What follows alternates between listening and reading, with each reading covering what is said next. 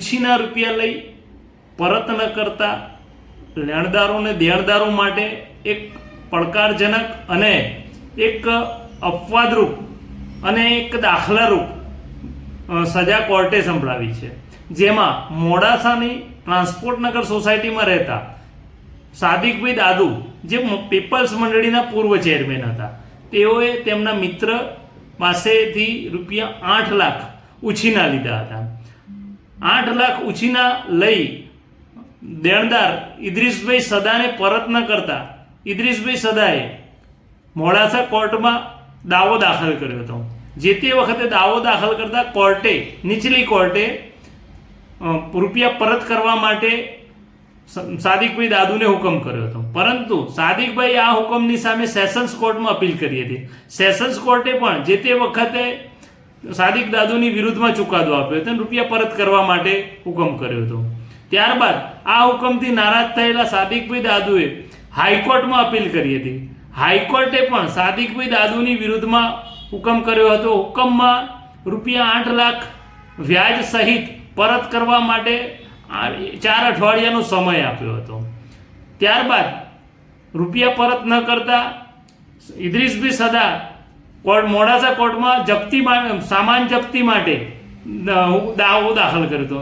કોર્ટે આ દાવો મંજૂર કરી સામાન જપ્તીનો હુકમ કરતા આજ રોજ સવારે વકીલ અને લેણદાર ઇદ્રીસભાઈ સદા કોર્ટના કર્મચારીઓ અને પોલીસ બંદોબસ્ત સાથે ટ્રાન્સપોર્ટ નગર સોસાયટીમાં આવેલા સાદિક દાદુના ઘરે પહોંચ્યા હતા, જ્યાં એક પછી એક ઘરનો સામાન બહાર કાઢી અને ટેમ્પોમાં ચડાવ્યો હતો.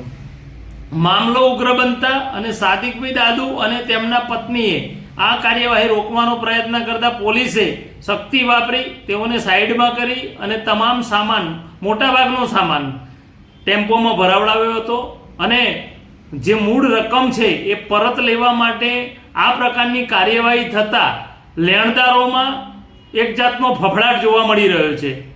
ખબર અરવલ્લી, અલ્પેશ રાઠોડ, મોડાસા. મારું નામ મોહમ્મદ ઇદ્રીસ સદા છે અને 2012માં ધી મોડાસા પીપલ સહકારી સરાફી મંડળીની જે નાણાકીય પરિસ્થિતિ કથળી ગયેલી તે વખતે સાદિક સુલેમાન દાદુ ચેરમેન હતા અને એ મંડળીની પ્રતિષ્ઠા બચાવવા માટે અમોએ સાદિક સુલેમાન દાદુને 8 લાખ રૂપિયા ઉછીના આપેલા અને ઉછીના રૂપિયા આપ્યા પછી એને મને પૈસા પરત આપ્યા નહીં. એ વખતે એને મને લખાણ આપેલું કે હું ટૂંક સમયમાં પૈસા આપી દઈશ, પણ મને પૈસા આપ્યા નહીં એટલે મેં કોર્ટના અંદર દાવો કર્યો અને દાવો કર્યા પછી હું દાવો જીત્યો. 8 લાખ રૂપિયા વ્યાજ સાથે ચૂકવવાનો કોર્ટે ઓર્ડર કર્યો. ત્યારબાદ સાદિક સુલેમાન દાદુએ સેશન્સ કોર્ટમાં અપીલ કરેલી. એ અપીલમાં એ હારી ગયો અને સેશન્સ કોર્ટે પણ પૈસા ચૂકવવાનો હુકમ કર્યો.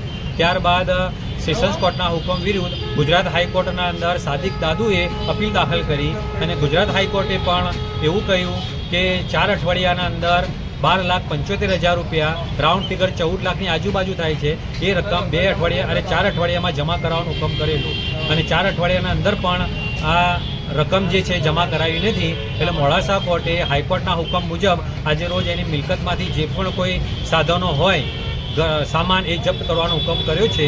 એના આધારે મોડાસા કોર્ટના અધિકારી પોલીસ બંદોબસ્ત સાથે જપ્ત કરવાની કાર્યવાહી કરે છે, પરંતુ સામે સાદિક સુલેમાન દાદુ ને એની પત્ની પોલીસને અને કોર્ટના માણસોને આ કાર્યવાહી કરવા દેતા નથી. એટલે બંદોબસ્ત સાથે આ કરવામાં આવી છે કાર્યવાહી.